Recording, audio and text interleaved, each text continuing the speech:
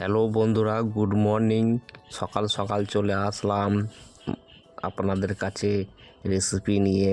সুন্দর একটি মাছের ঝোল এবং এই মাছের সাথে থাকছে ছাতু। ছাতু দিয়ে মাছ দিয়ে পুরো একদম অন্যরকম রেসিপি। তাই আমার এই ভিডিওটি দেখতে, রান্নার একদম অন্যরকম রান্না পুরো, তাই দেখতে চোখ রাখুন, পুরো ভিডিওটা দেখতে থাকুন। খুব সুন্দরভাবে সকাল সকাল রান্না চাপিয়েছি একদম।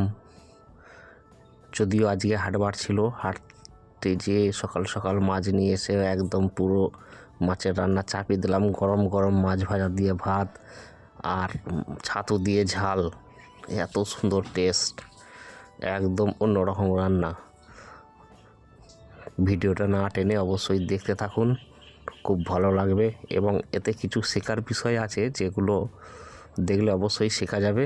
যে ঝাল, ছাতু দিয়ে মাছের ঝাল কিভাবে বানায়, একবারে অন্যরকম টেস্ট পুরো। তাই ভিডিওটা দেখতে থাকুন, খুব ভালো লাগবে। আর শীতকালে গরম গরম জিনিস অবশ্যই খুব ভালো লাগে, তাই না বন্ধু? তবে হাট থেকে মাছ আমি হাট করতেই পারি না, তবুও হাট থেকে যেমন পছন্দ হলো মাছ আমার নিয়ে আসলাম। এসে মাছ ছাড়ালাম, আঁশ ছাড়িয়ে মাছ কুচিয়ে খুব সুন্দরভাবে রান্না করতে পারি ভালো, কিন্তু বাজার করতে পারি না ভালো, এটাই খুব সমস্যা। তা অবশ্যই খুব ভালো লাগবে, দেখুন, দেখতে থাকুন নতুন নতুন ভিন্ন ভিন্ন স্বাদের রান্না। আর এইরকম ভিডিও পেতে অবশ্যই আমার পাশে থাকবেন, লাইক, কমেন্ট এবং সাবস্ক্রাইবার করে অবশ্যই পাশে থাকবেন।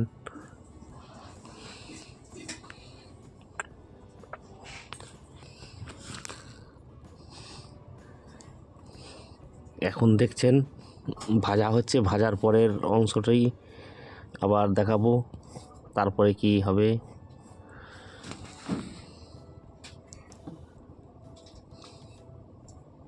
দেখতে থাকুন।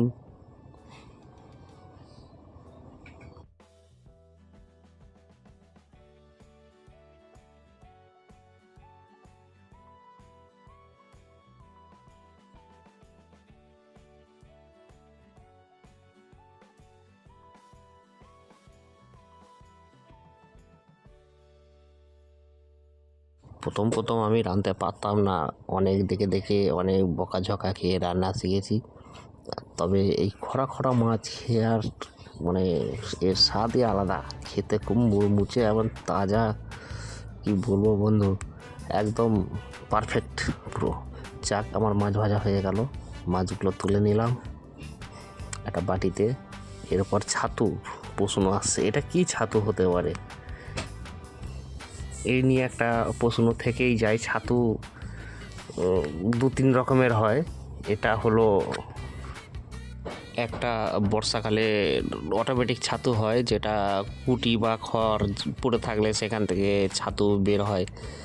আবার আর একটা ছাতু হয় বাড়িতে তৈরি করে, কৃত্রিম উপায়ে তৈরি হয়, নানা রকম জৈবিক সার ফার দিয়ে তৈরি করে, বাজারে বিক্রি হয়। সেই ছাতুটাই বাজার থেকে কিনে নিয়ে এসেছি, যেটা চাষ করে ছাতুর, সেই ছাতু। আর এই ছাতুর ঝাল খেতে তো কার না ভালো লাগে বন্ধুরা। কেউ যদি যে না খেয়েছে সে স্বাদ বুঝবে না।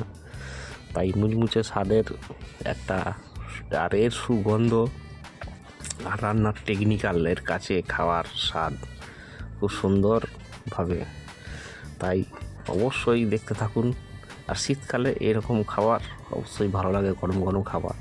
যদিও খুব অল্প পরিমাণে রান্না হচ্ছে, বেশি পরিমাণে না,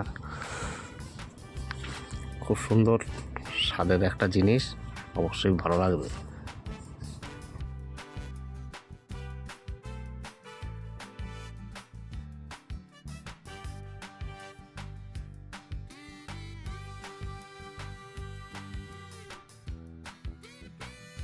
দেখা যাক, এবার ছাতুতে নুন দিলাম, নুনের সাথে পেঁয়াজ কুচো দিয়েছি, লঙ্কা দিলাম, লঙ্কা কেটে ফালি ফালি করে, টমেটো দিলাম।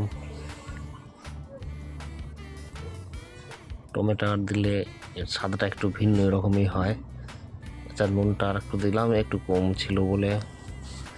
আর একটু ঝাল ঝাল না হলে ভালো লাগে না, সত্যি কথা বলতে কি, খেতে একটু মানে ঝাল হলে তবে একটু স্বাদ লাগে। তবে অনেকে ঝাল খায় না, তাদের ক্ষেত্রে একটু ঝাল কম দেওয়াই ভালো। আমি যেহেতু ঝাল একটু বেশি খাই তাই ঝাল দিলাম।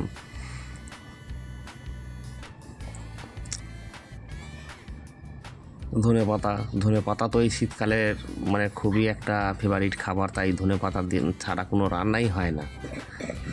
যাই খাবেন তাই ধনেপাতা।